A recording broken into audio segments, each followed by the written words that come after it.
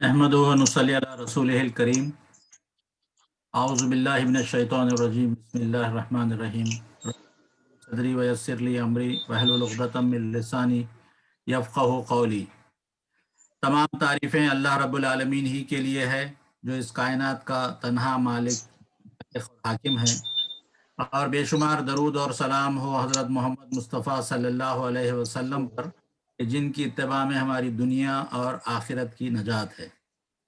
मोहतरम रुफ़क़ा, जैसा कि आप जानते हैं, ये जो किताब जिसके ऊपर आज हमको गुफ्तगू करनी है, मैं कोशिश करूंगा कि ये कोई तकरीर ना हो, बल्कि हम एक किताब को समझने के अंदाज में इस पर गुफ्तगू करें।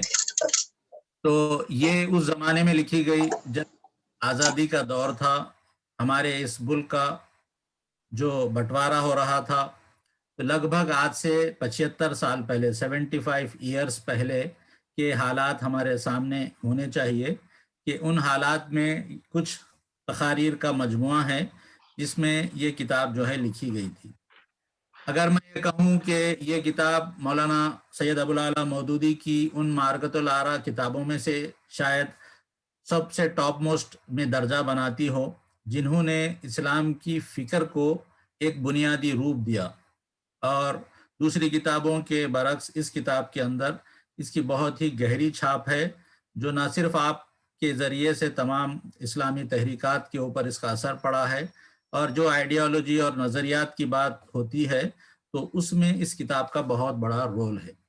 इस किताब के हिस्से की तरफ हम आते हुए देखें कि सबसे पहले मौलाना ने इसमें बताया कि हमारी जो दावत है, इस दावत के अंदर बुनियादी तौर पर दुनिया में उस वक्त पाए जाने वाले 3 ऐसे उसूल हैं जो दुनिया के अंदर तमाम बिगाड़ के जिम्मेदार हैं। मौलाना ने बताया कि हम चाहते हैं कि इन 3 फासिद उसूलों को हम ख़त्म करें।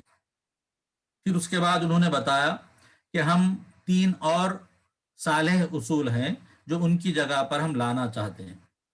आइए हम बढ़ते हुए देखें कि ये 3 फासिद उसूल जिसका जिक्र मौलाना मौदूदी कर रहे थे वो कौन से हैं। सबसे पहला जिसका जिक्र आपने किया वो था लादीनियत, यानी सेक्युलरिज्म। सेक्युलरिज्म क्या चीज़ है?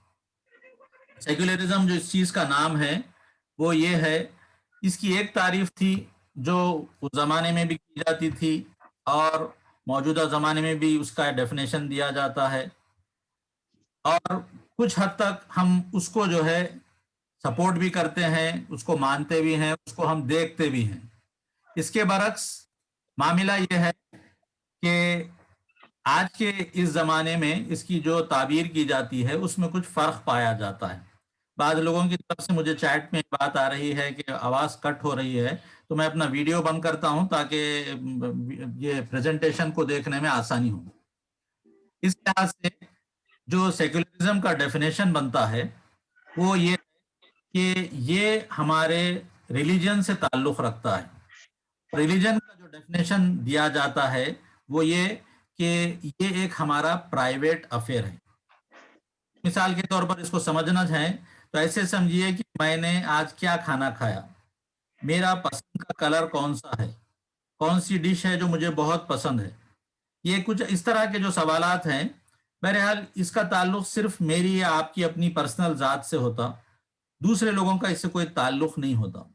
तो ठीक उसी तरह से आज के जो मगरबी लोग हैं, वेस्टर्न कल्चर के जो लोग अलमबरदार हैं, वो ये कहते हैं कि सेक्युलरिज्म भी या रिलीजन भी जो है उसी चीज़ का नाम है कि इंसान अपना एक प्राइवेट अफेयर की हद तक उसको महदूद रखे। दूसरा जो डेफिनेशन दिया जाता है वो ये कि ये जो रिलीजन है वो रिलीजन जो है एक इंसान का और एक खुदा का, एक मैन और गॉड के बीच में एक रिलेशन है, एक ताल्लुक है। यानी अगर हमको कोई मुसीबत पड़ जाए तो मैं मुसलमान हूं तो मैं अल्लाह पुकार लूं, कोई अगर हिंदू होगा तो वो राम जी को पुकार लेगा, कोई सिख होगा तो वो वाहे गुरु को पुकार लेगा। बस इस हद तक जो ताल्लुक है उसको रिलीजन या मजहब कहा जाता है। इससे आगे बढ़कर अगर मैं एक सोसाइटी के अंदर रहूं, मैं एक घर के अंदर रहूं जहां पर मेरे माँ बाप, भाई बहन, दोस्त अहबाब हैं, फिर मैं बाहर निकलूं तो मेरे पड़ोसी हैं, महल्ले के लोग हैं, پھر میں اگر تجارت کروں یا نوکری کروں تو میرے اطراف کے کلیگز ہیں. تو اس طرح سے جو ہماری سوشل لائف بنتی ہے، جو اکنامیکل لائف بنتی ہے، اس میں ایک دوسرے سے کیا تعلق ہونا چاہیے، اس سے ریلیجن کو کوئی سروکار نہیں ہے. ریلیجن یہ بتاتا ہے کہ ہمارا جو مذہب سے تعلق ہے وہ ہمارا صرف اور صرف پرسنل لیول پر ہونا چاہیے، اور جہاں سے کلیکٹیو لائف شروع ہوتی ہے وہاں سے مذہب کا تعلق بالکل ختم ہو جانا چاہیے. اگر ہم اس ڈیفینیشن کو صحیح مان لیں تو پھر ہمارے سامنے خدا کا ایک ایسا تصور آتا ہے جو بہت ہی کمزور خدا ہے. جیسا ہم لوگ اکثر ہمارے مساجد میں نماز کے لیے جاتے ہیں، ٹوپی نہیں ہوتی تو ہم جا کر مسجد کی ایک ٹوپی لیتے ہیں، اپنے سر پر لگا لیتے ہیں، اور جب ہم نماز پڑھ کے باہر نکلتے ہیں تو وہ ٹوپی کو نکال کر ہم ٹوکرے میں رکھتے ہیں. ٹھیک اسی طرح سے ہمارا خدا بھی ویسا ہی ہوتا ہے. مسجد میں جائیں گے یا مندر میں جائیں گے تو خدا کو سر پہ بٹھا لیں گے، اور باہر نکلتے وقت اسی خدا کو اتار کر کہیں گے کہ باہر کی دنیا بہت خراب ہے، اس میں آپ نہ آئیں، اور ہم آپ کو یہیں پہ رکھ کے جاتے ہیں. تو یہی کیفیت سیکولرزم میں خدا کی ہے. اس لحاظ سے اس کو جو ہے وہ انہوں نے اس کی بڑی ہی شدت کے ساتھ جو ہے مخالفت کی، اور بتایا کہ اگر کوئی ایسا نظام ہو جس میں خدا کا تصور اتنا کمزور ہوگا تو وہ نظام انسانیت کو کوئی صحیح چیز نہیں دے سکے گا. ہم اس لحاظ سے اس کو رد کرتے ہیں. اب موجودہ دور میں اگر آپ دیکھیں گے تو بعض حالتوں میں ہندوستان کے پرسپیکٹو میں بات کروں تو ہم کچھ حد تک سیکولرزم کو آج کے حالات میں سپورٹ بھی کرتے ہیں. وہ اس لیے کرتے ہیں کہ سیکولرزم کا جو ڈیفینیشن لیا جاتا ہے آج کے دور میں وہ یہ ہے کہ جو حکومت ہوگی ایک ملک کی وہ کسی مذہب کا پریفریبل انداز میں اس کی سپورٹ نہیں کرے گی، وہ سب مذاہب کو برابر برابر مان کر چلے گی. یہ ایک سیکولر اسٹیٹ کے اندر اس کا یہ ڈیفینیشن ہے کہ کوئی بھی حکومت کسی مذہب کے ساتھ پریفرینشیل جو ہے تعلق نہیں رکھے گی، سب کو برابر مان کے چلے گی. تو اس لحاظ سے ہم یہ چاہتے ہیں کہ جس ملک میں ہم رہتے ہیں وہاں پر سب مذاہب کے ساتھ برابر کا سلوک ہو اور کسی کو کسی پر فوقیت نہ دی جائے. تو یہ ایک پہلا تصور تھا، بت تھا، جس کو مولانا نے بتایا اور بتایا کہ اس کو ہم توڑنا چاہتے ہیں. آگے بڑھتے ہوئے دیکھیں کہ جو دوسرا اصول ہے وہ ہے قوم پرستی کا، نیشنلزم کا. قوم پرستی کہتے ہیں کہ آپ کسی اپنی قبیلے کو، اپنی قوم کو، اپنے نیشن کو کی پرستش کرنے لگ جائیں. اس کے برعکس ایک چیز ہوتی ہے کہ اپنے وطن کی محبت کرنا. اپنے وطن کی جو محبت کا معاملہ ہے تو اس میں کسی کو اعتراض نہیں ہے. ایک انسان کو محب وطن ہونا چاہیے، ایک انسان کو پیٹریوٹک ہونا چاہیے. تو یہ ایک فطری بات، ہم جس جگہ پیدا ہوتے ہیں، جس جگہ سے ہمارا معاملہ ہوتا ہے، وہاں کے بارے میں ہم تھوڑا سا ایک فطری محبت رکھتے ہیں. تو اسلام اس کا مخالف نہیں ہے کہ کوئی آدمی اپنے وطن سے، اپنے قوم سے، اپنے علاقے سے ایک محبت رکھے. یہ ایک فطری چیز ہے، یہ ہونا چاہیے. جو چیز غلط ہے وہ یہ ہے کہ آپ اپنی قوم کی بے جا طرفداری کرنے والے بن جائیں. آپ کی قوم غلط کام کر رہی ہو مگر آپ اس کا ساتھ صرف اس لیے دے رہے ہیں کہ وہ اپنی قوم ہے، اور اگر اپنی دوسری قوم سچائی پر ہو تو ہم اس کی مخالفت کر رہے ہیں صرف اس لیے کہ وہ دوسری قوم ہے. تو یہ جو نیشنلزم ہے یہ حق اور صداقت اور ایمانداری اور اچھی چیزوں کی نفی کرتا ہے، اور صرف وہی چیزوں کی کو پسند کرتا ہے یا سپورٹ کرتا ہے جس سے اپنی قوم کا فائدہ ہو. تو مولانا نے کہا کہ یہ چیز بھی نقصان دہ ہے اور یہ کسی بھی قوموں کو برباد کر کے رکھ دیتی ہے. پھر اس کے بعد ایک تیسرا اصول جس کا ذکر مولانا نے کیا، بتایا، وہ ہے ڈیموکریسی. ڈیموکریسی کا جو ڈیفینیشن دیا جاتا ہے وہ ہے کہ government of the people, by the people اور for the people. Government of the people میں کوئی اعتراض نہیں ہے، گورنمنٹ فار دی پیپل میں بھی کوئی اعتراض نہیں ہے. اور جو چیز ہمارے نزدیک معیوب ہے وہ یہ ہے کہ گورنمنٹ بائی دی پیپل، یعنی ایسی حکومت جس میں انسانوں کے پاس اس بات کا اختیار ہوگا کہ وہ جیسی چاہیں گے اپنے لیے لاز بنائیں گے. اگر ملک کے تمام لوگ اس بات پر راضی ہو جائے کہ ہم سب مل کر شراب کو جائز قرار دیں گے تو ڈیموکریسی میں وہ پاسبل ہے. اگر سب مل کر یہ طے کریں گے کہ ہم سود کو یا انٹرسٹ کو جائز قرار دیں گے تو ڈیموکریسی میں یہ پاسبل ہے۔ مولانا نے کہا کہ یہ چیز کی اجازت ہم کو اسلام نہیں دیتا۔ اس کے برعکس ہم 3 دوسرے اصول ہیں جو دنیا کے سامنے پیش کرنا چاہتے ہیں۔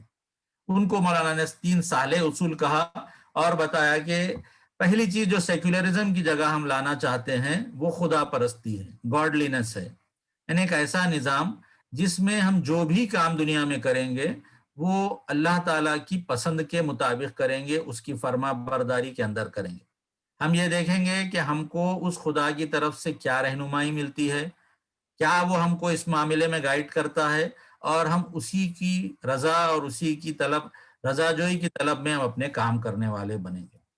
پھر دوسرا اصول جو قوم پرستی کا ہے، اس کی جگہ پر مولانا نے بتایا کہ ہم یہ چاہتے ہیں کہ ہم انسانیت کی بات کریں۔ معاملہ یہ ہے کہ قوم پرستی کی کوئی حد نہیں ہے۔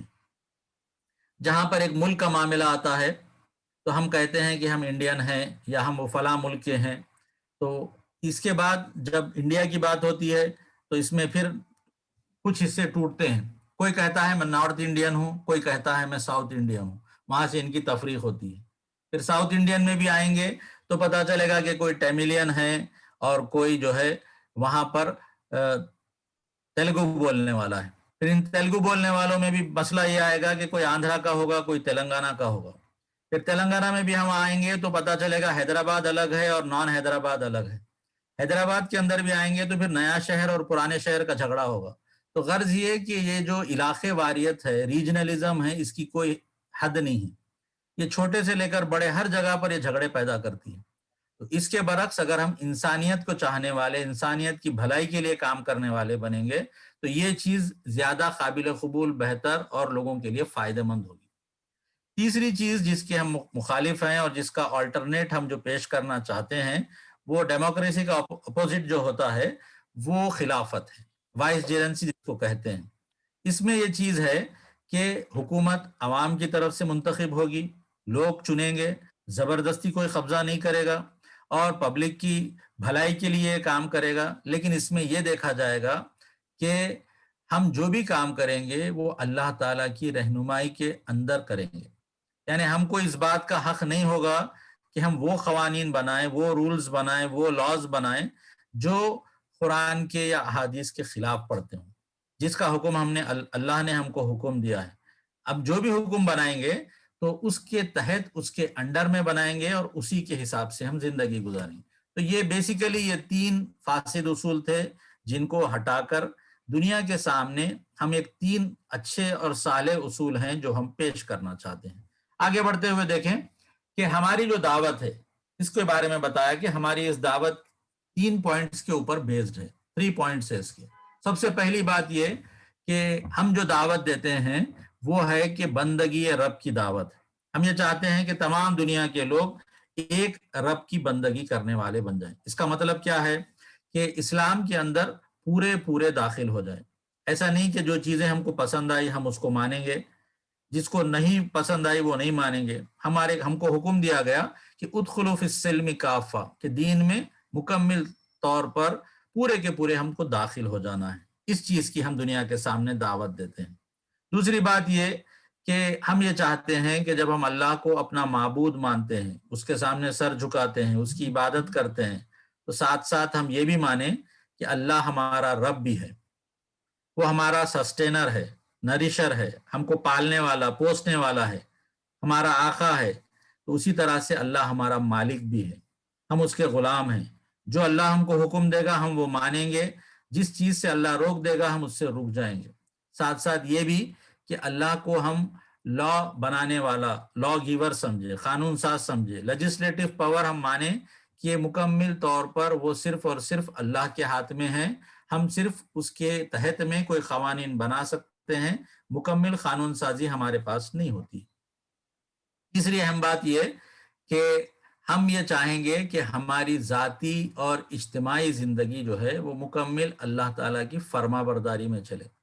یعنی جو چیز تھی کہ ہم صرف ذاتی طور پر مذہب پہ چلیں گے، ایسا نہیں ہے، بلکہ ہم کو اجتماعی طور پر بھی ہم کو پوری کی پوری زندگی جو ہے وہ اللہ تعالیٰ کی اطاعت میں گزار کرنا ہے۔ پھر دوسرا نقطہ جو مولانا نے اس میں بتایا وہ یہ کہ ہم کو چاہیے کہ ہم اپنے اندر سے منافقت اور تناقض یعنی ہپوکریسی اور انکنسسٹنسی کو دور کریں. ہماری جو سوسائٹی ہے، جس سوسائٹی میں ہم زندگی گزار رہے ہیں، وہ یہ دونوں چیزوں کی ملا جلی ایک سنگم ہے جس کے تحت ہم زندگی یہاں پہ گزار رہے ہیں. انہوں نے کہا کہ ہم کو پہلی چیز یہ کرنی ہے کہ دین کی ہم کو مکمل پیروی کرنا ہے. ہم کو اپنے اندر سے منافقت کو دور کرنا ہے کہ کچھ مانیں گے کچھ نہیں مانیں گے، ایسا نہیں چل سکتا. آدھا تیتر آدھا بٹیر والی زندگی نہیں چلے گی، بلکہ مکمل طور پر اپنے دین کی ہم کو پیروی کرنا ہے. دوسری چیز یہ بتائی گئی کہ ایسا بھی نہیں ہو سکتا کہ آپ ایک دین کی پیروی کر رہے، پورا کا پورا اس پہ چل بھی لے رہے، لیکن آپ جس ملک میں رہ رہے، جس دنیا میں رہ رہے، وہاں پر ایک دوسرا دین جو غالب ہے، جو ڈومینیٹ کر رہا ہے، اور آپ اطمینان سے اس کے ڈومینیشن کے اندر بیٹھ کر آپ جو ہے نماز روزے کے اوپر عمل کرتے ہوئے سمجھے کہ ہمارا دین تو بالکل ہمارے لیے سیف ہے. ہم کو ایسا نہیں سمجھنا چاہیے. یہ بھی ایک ہپوکریسی ہوگی اور یہ بھی ایک انکنسسٹنسی ہوگی. پھر ایک اور بات جو مولانا نے کہی کہ ایسا بھی نہیں ہونا چاہیے کہ ہم زبان سے دعوے کریں کہ ہم فلاں کام اور کریں گے اور عمل سے ہم یہ دکھائیں کہ ہم اس کے برعکس کام کرنے والے ہیں. ہم یہ کہیں گے کہ سود حرام ہے، لیکن ہم عمل میں بینکس میں جا کے نوکری کرنے والے بنیں گے. ہم کہیں گے کہ رشوت نہیں لی جا سکتی، لیکن ہم ہر کانٹریکٹ پیسے کھلا کر دنیا سے حاصل کریں گے. تو کہا کہ یہ جو منافقت ہے، یہ جو انکنسسٹنسی ہے، اس کو اپنی زندگیوں سے مسلمانوں کو نکالنا ہوگا. جب کہیں جا کر ہماری دعوت جو ہے وہ دنیا والوں کے لیے ایک سچی اور اچھی دعوت بنے گی. تیسرے پوائنٹ کی طرف آتے ہوئے انہوں نے بتایا کہ دنیا میں جو ہے ہم کو گلوبل لیڈرشپ کے اندر چینج لانا ہے. یعنی آج کی اس دنیا کے اندر جو لیڈرشپ ہے اسلام دشمنوں کی ہے، ان لوگوں کی ہے جو خدا سے بیزار ہے. ہم کو چاہیے کہ ان خدا بیزار لوگوں سے نکال کر ہم ان لوگوں کے ہاتھ میں یہ لیڈرشپ لے کر آئے جو اس اللہ کے ماننے والے اور اس کے مطابق اپنی زندگی بسر کرنے والے ہیں. اس میں یہ بات بتائی گئی کہ یہ جو کام ہم کو بتایا گیا یہ صرف خواہشات سے نہیں ہوگا. یعنی ہم اچھی خواہش رکھیں کہ بھائی اسلام غالب آ جائے گا، آنا چاہیے، آپ کی خواہش سے کام ہونے والا نہیں ہے. ہم ایک نیت کر لیں گے کہ نہیں نہیں نہیں ہماری نیت بہت اچھی ہے اور ہم اپنی نیت سے کام کریں گے اور اللہ تعالیٰ کامیاب کرے گا. انہوں نے کہا کہ نہیں، صرف خواہشات اور نیت سے تبدیلی نہیں آتی، بلکہ اس چینج کو لانے کے لیے ہمارے لیے لازم ہے کہ ہم جو ہے جو ریکوائرڈ صلاحیتیں ہیں، جو ایبیلٹیز ہیں، جو قوتیں ہیں، جو پاور سینٹرز کی ضرورت ہے، جو صفات یعنی کیریکٹرسٹک درکار ہے، یہ ساری چیزیں ہم اپنے اندر پیدا کریں. اگر جب تک ہم اپنے یہ ٹیلنٹس، یہ ایبیلٹیز، یہ کیپیبلٹیز اپنے اندر پیدا نہیں کرتے تو ہم دنیا کے اندر لیڈرشپ چینج نہیں لا سکتے. یہ کام ہم کو اس دنیا میں کرنا ہے. پھر مولانا نے اس سلسلے میں آخری بات یہ کہی کہ ان لوگوں کو لے کر اگر ہم ایک مخلص اور ایک صالح گروہ بناتے ہیں، یعنی ان صلاحیتوں کو، ان حالات کو، یہ جو دعوت دی گئی ہے، ان سب چیزوں کو ملا کر اگر ہم ایک بہت ہی پائس اور ایک سنسیئر گروپ، ایک جماعت بناتے ہیں اور اس میں جو لوگوں کی کیریکٹرسٹک ہوں گی، صفات ہوں گی، وہ دنیا کے کانٹمپرری کام کرنے والوں سے زیادہ ہوگی، سپرلیٹو ہوگی، بڑھ کر ہوگی، تو یقیناً دنیا کے اندر چینج آئے گا. اس کے اوپر میں اور آگے روشنی ڈالوں گا جیسا کہ انہوں نے آگے بتایا. تو یہ 3 نکاتی دعوت تھی جس کو لے کر یہ تحریک اٹھی تھی کہ ہم بندگی رب کی دعوت دیں، ہم اپنے اندر سے ہپوکریسی اور انکنسسٹنسیز کو دور کریں اور دنیا کے اندر گلوبل لیڈرشپ کے اندر ہم چینج لائیں. اس چیز کی دعوت لے کر ہم اٹھے تھے. پھر آگے بڑھتے ہوئے دیکھیں کہ اس میں مولانا نے یہ بات بتائی کہ جو کام ہم کو اس وقت کرنا ہے اس کے اندر 2 چیزیں بہت امپورٹنٹ ہیں. ایک چیز کو انہوں نے کہا کہ ہم کو چاہیے کہ ہم اپنے اندر بنیادی انسانی اخلاقیات پیدا کریں، بیسک ہیومن ویلیوز پیدا کریں. دوسری چیز انہوں نے بتائی کہ ہمارے اندر ہم کو چاہیے کہ ہم اسلامک ویلیوز پیدا کریں. تو یہ 2 چیزوں کا یہاں پہ ذکر کیا گیا کہ یہ وہ کیریکٹرسٹک ہے، وہ صفات ہے وہ ٹیلنٹس ہے، وہ صلاحیتیں ہیں جو ایک بیسک ہیومن ویلیوز ہے جو کسی بھی معاشرے میں ہونا، اور دوسری اسلامک ویلیوز ہے۔ بیسک ہیومن ویلیوز کے بارے میں انہوں نے بتایا کہ کوئی بھی گروپ کے لیے کامیاب ہونے کے لیے یہ بیسک ریکوائرمنٹ ہے۔ اگر یہ کیریکٹرز کسی بھی قوم کے اندر آ جائے تو وہ قوم کامیاب ہو جاتی ہے، اور اس کی جو مورل ویلیوز ہے، ایتھکس ہے، اس کے لیے یہ بیس بنتی ہے۔ پھر اسی طرح سے اس کے اڈاپٹ کرنے کے اندر ایمان کی ضرورت نہیں ہے، اچھا مقصد یا اچھی نیت ہونا بھی ضروری نہیں ہے۔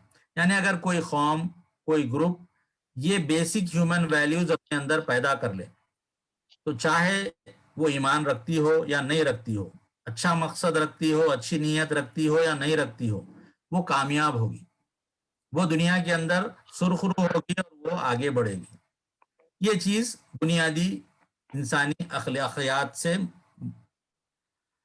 ملحوظ رکھنی چاہیے۔ دوسری بات یہ کہ اسلامک ویلیو جس کا ہم آگے بھی ذکر کریں گے، اس میں بات بتائی گئی کہ یہ جو بنیادی انسانی بیسک ہیومن ویلیوز ہے، اس کو یہ مکمل کرتی ہیں، اس کو نشوونما دیتی ہے اور مستحکم کرتی ہے۔ اس کو ہم تھوڑا سا اور ڈیٹیل میں آگے چل کر دیکھتے ہیں۔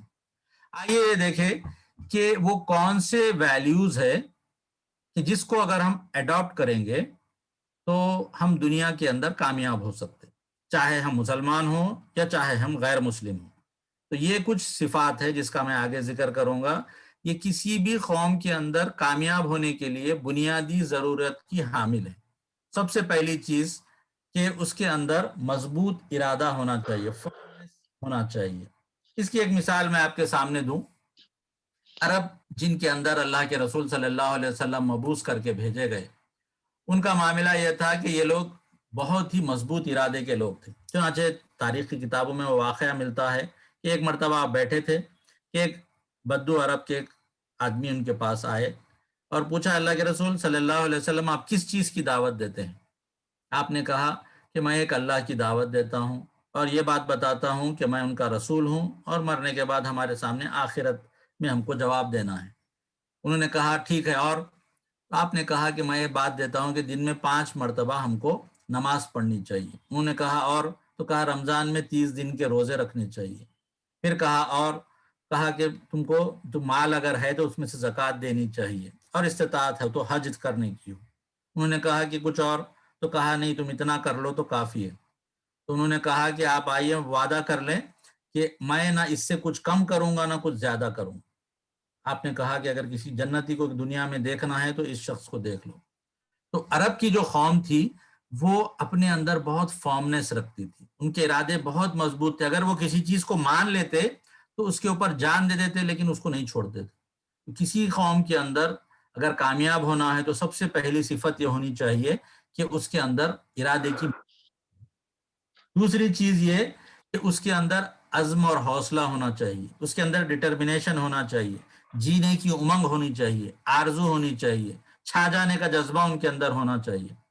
ہمارے سامنے مثالیں ملتی ہیں کہ جب قسطنطنیہ استنبول کی فتح کا وقت آیا تو کئی لوگوں نے کوششیں کی، لیکن اللہ تعالیٰ نے جس کے نصیب میں رکھا تھا، محمد فاتح، وہ بچپن سے ہی یہ تڑپ رکھتے تھے کہ کس طرح سے میں اس کو فتح کروں۔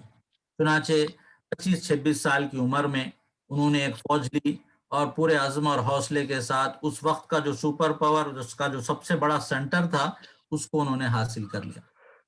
ایسے ہی عزم اور حوصلہ آپ دیکھیں غزوہ خندق کے اندر ہم کو ملتا ہے کہ جب دشمن کا حملہ بہت تیز ہو گیا تو اللہ کے رسول صلی اللہ علیہ وسلم نے طے کیا کہ ہم کچھ مال دے دلا کر قریب کے لوگوں سے جو ہے معاہدہ کر لیں۔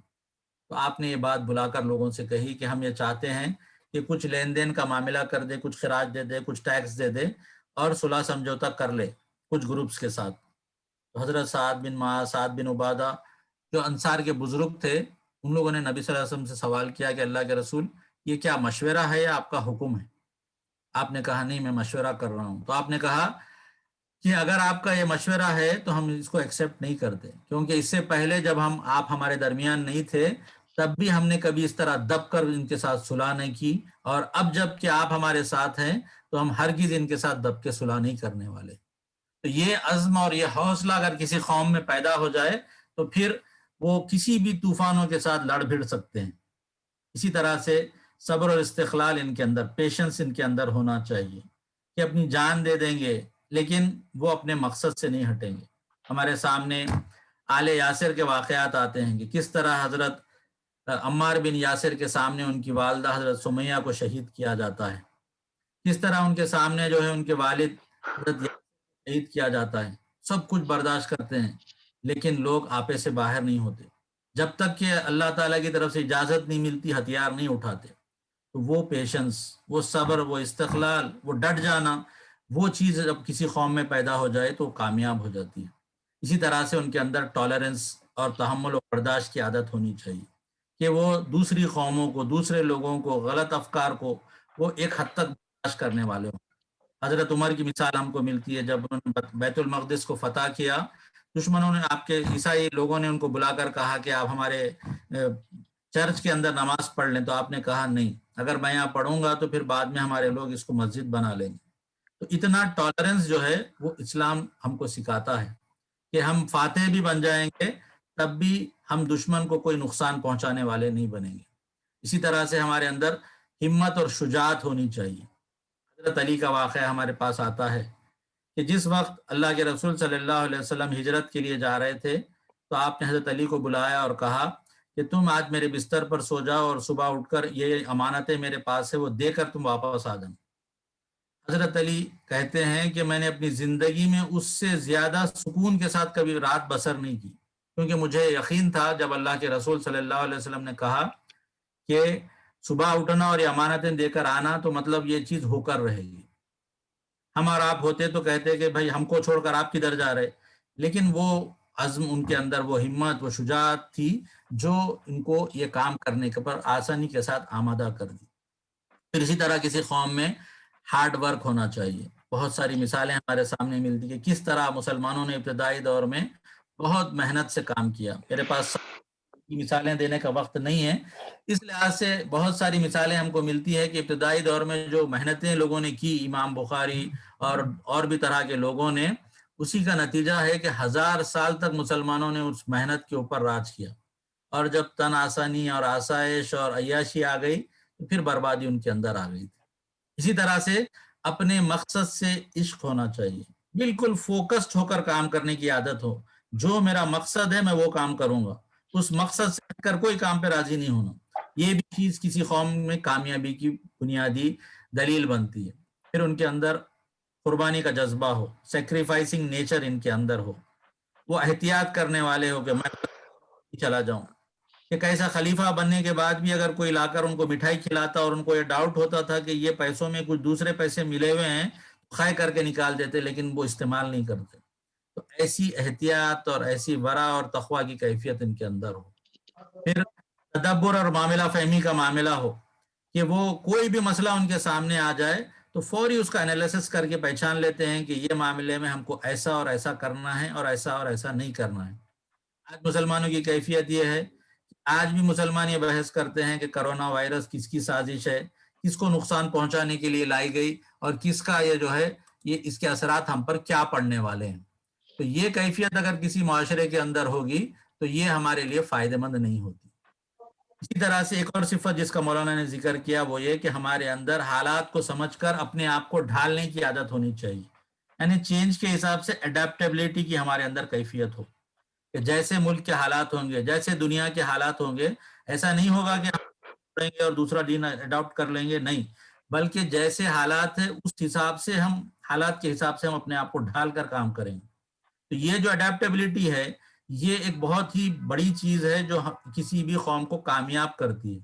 جو لوگ صرف ٹکرا کر ختم ہو جاتے ہیں وہ دنیا کے اندر بڑا کام نہیں کرتے۔ اس کا یہ مطلب بھی نہیں کہ آپ بالکل موم کی طرح ہو کہ جو جدھر چاہے آپ کو ڈھال دے، یہ وہ مطلب نہیں ہے، بلکہ مطلب یہ ہے کہ حالات اگر جیسے ہوں گے تو ان حالات کے اکارڈنگ ہم کام کرنے والے دنیا کے اندر بنے۔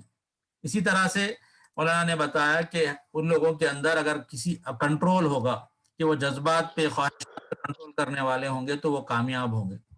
اسی طرح سے ایک اور کوالٹی جس کا ذکر کیا گیا کہ ان کے اندر انسپائرنگ نیچر ہونا چاہیے، کہ وہ لوگوں کے دلوں کو جیت لینے والے ہوں، وہ ایسے ہوں کہ لوگ ان کو دیکھ کر کہیں کہ بھائی ایسے ہم کو بننا چاہیے۔ تو کہا کہ یہ وہ کوالٹیز ہے جو اگر کسی قوم کے اندر پیدا ہو جائے تو irrespective of their religion, their thought, whatever it is, they are going to succeed. وہ کامیاب ہو کر رہیں گے.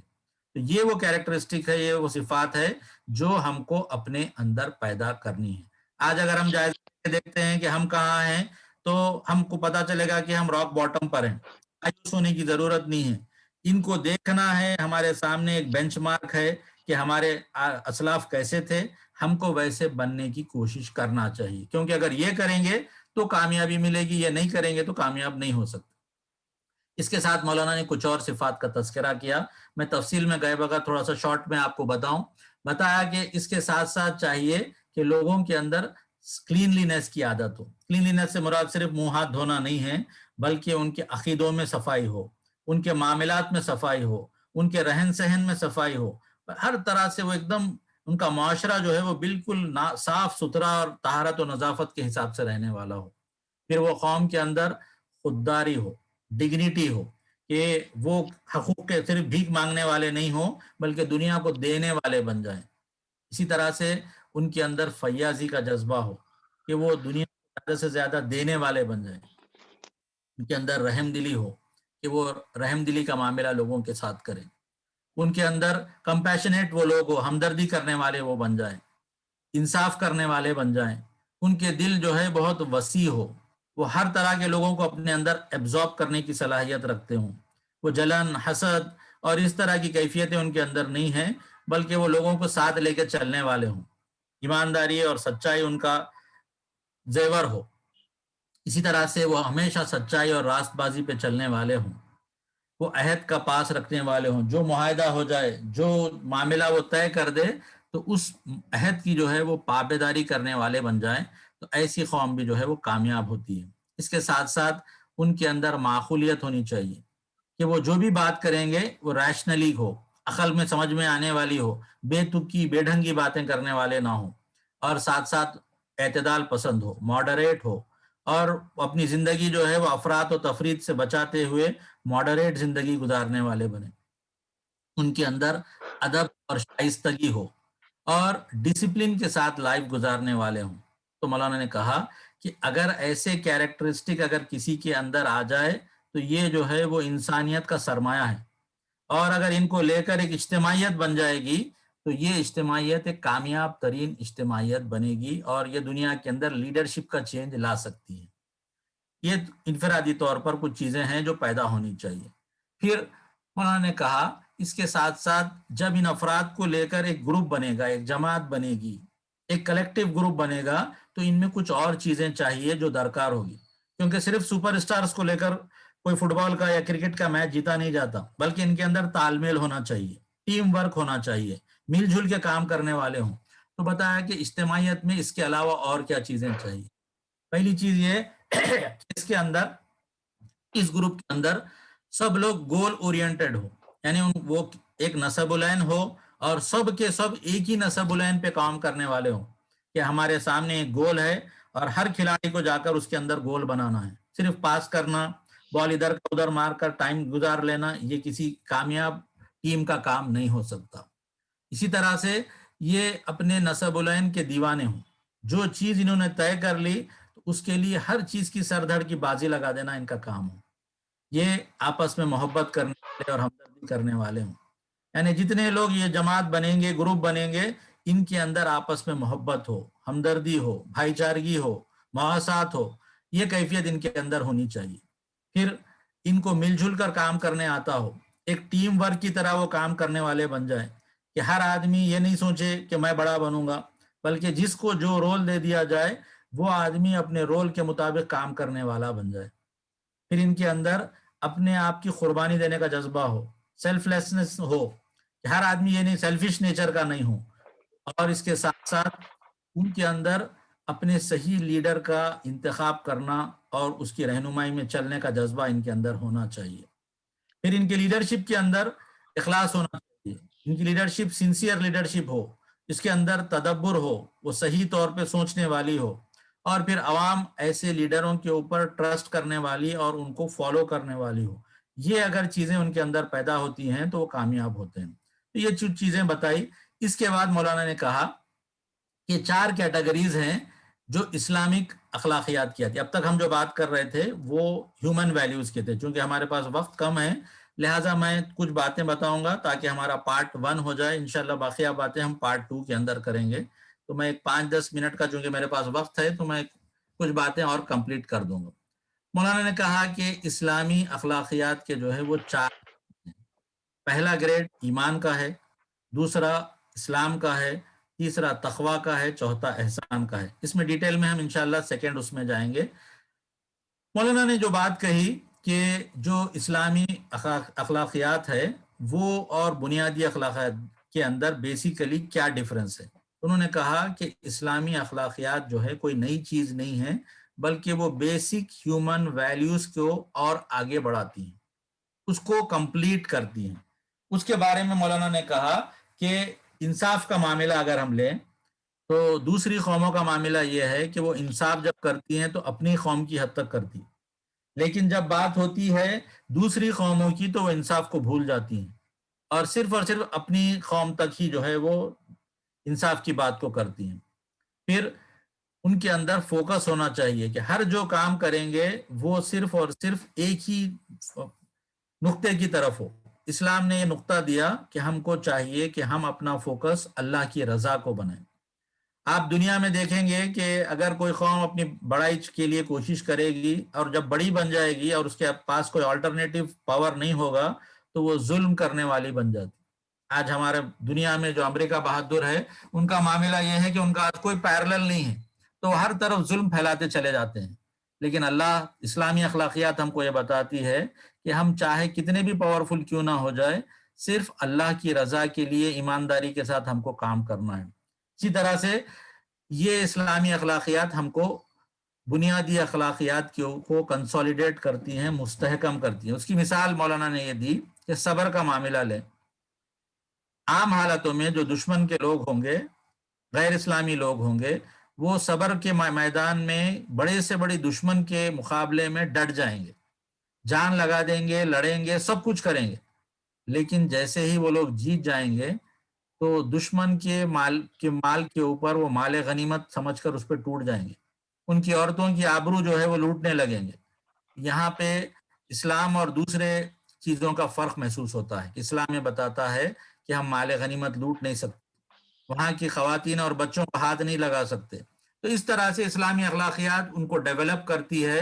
اور ایک حدیث کے اندر اللہ کے رسول صلی اللہ علیہ وسلم نے بتایا کہ مفتاح للخیر و مغلاق للشر، کہ وہ بھلائی کا دروازہ کھولنے والے اور برائی کا دروازہ بند کرنے والے ہیں. تو اگر ایسی کوئی جماعت منظم بن جائے، اسلامی مشن کے لیے کام کرے تو کوئی بھی ان کا مقابلہ نہیں.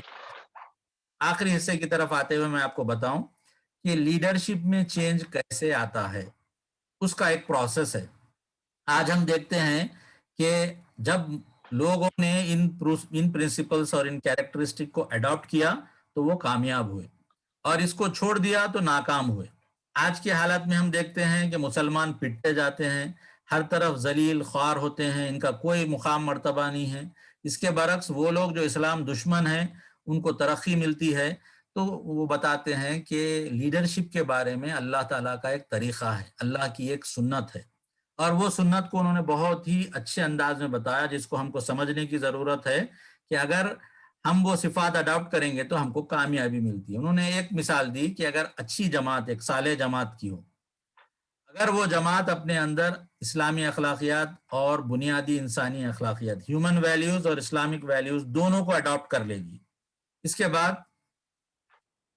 جو میٹیریلسٹک ریسورسز ہے اس کا استعمال بھی وہ جانتی ہیں. یعنی اگر اس کے پاس ٹینک ہوں گے، اس کے پاس ہتھیار ہوں گے، اس کے پاس بینکس ہوں گے اور بزنس کے چیزیں ہوں گی تو ان کو استعمال کرنا اس کو آتا ہو.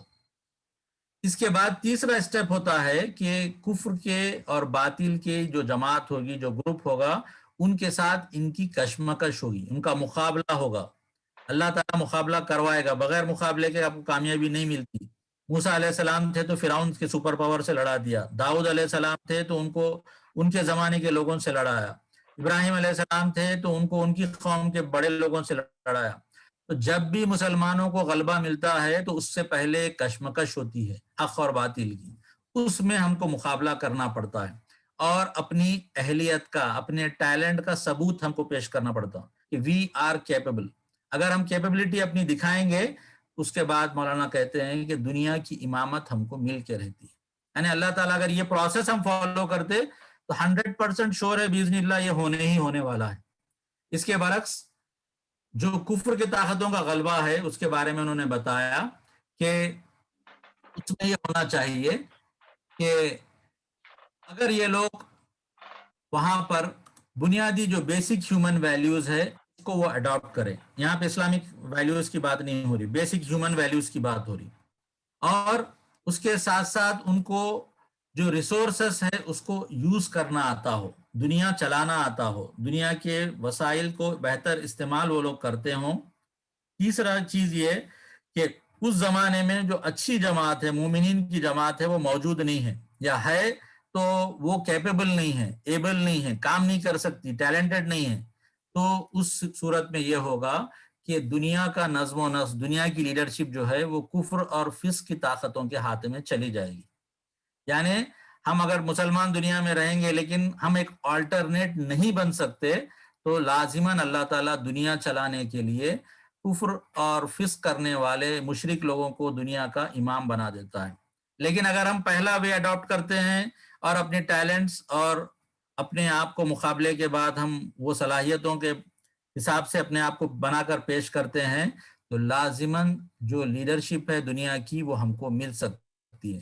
اس سے سمجھ میں آتا ہے کہ ہم کو وہ راستہ اڈاپٹ کرنا ہے، وہ ٹیلنٹس اپنے اندر پیدا کرنا ہے، وہ چیزیں جو اس کے لیے کامیابی کے لیے درکار ہے اس کو حاصل کر کے اگر ہم کام کریں گے تو لازماً ہم دنیا کے اندر کامیاب ہوں گے. آخری بات یہ کہ اب ایک سوال اٹھتا ہے کہ اگر یہ سب چیزیں پیدا کرنا ہے تو چاہے کفر ہو اور چاہے مومن ہو تو اس میں فرق کیا ہے؟ جب یہی کیریکٹرسٹک پیدا کریں گے تو بغیر ایمان کے بھی ہم لے سکتے ہیں.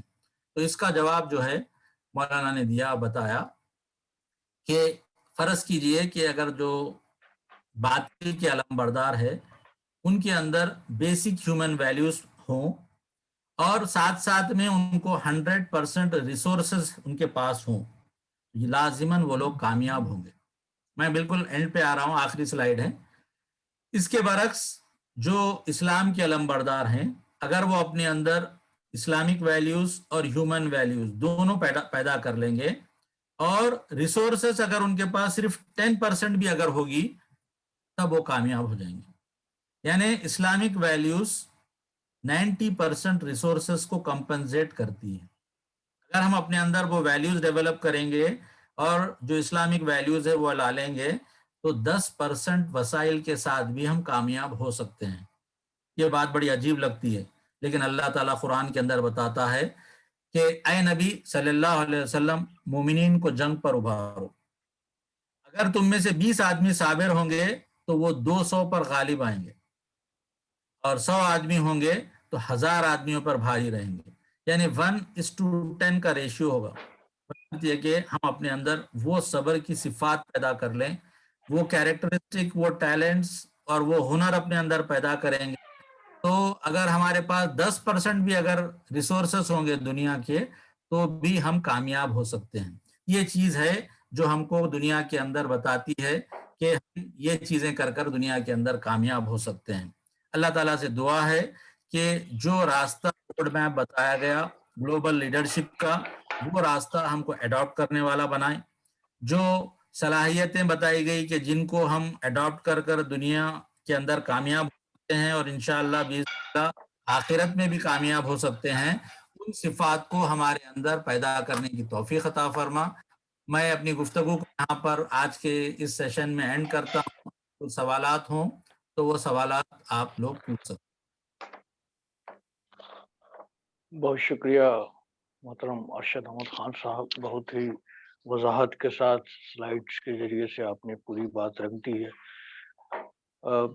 سوال جواب کا مختصر سا وقت ہے، اس کے لیے جو صاحب بھی سوال کرنا چاہتے ہیں اپنی مائک کو انمیوٹ کر لیں اور سوال کر سکتے ہیں.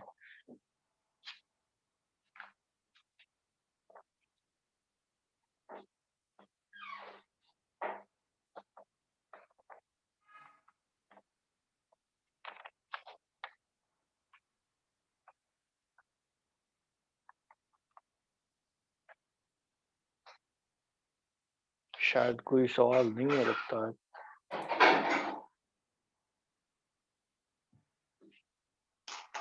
السلام علیکم. جی وعلیکم السلام. جی وعلیکم السلام. ایک سوال تھا کہ جو زمین میں غلبے کی جو آیات کی روشنی میں ہے الارض، تو وہ آپ کے جو آخری نکات آئے اس کو کیسے اس سے ریلیٹ کریں گے؟ جی غلبے والی جو بھی باتیں ہیں وہ ہیں کہ ہم دنیا کو چلانے کی اہلیت ثابت کر کے دکھائیں. اس کے ساتھ ساتھ مقابلہ ہوگا.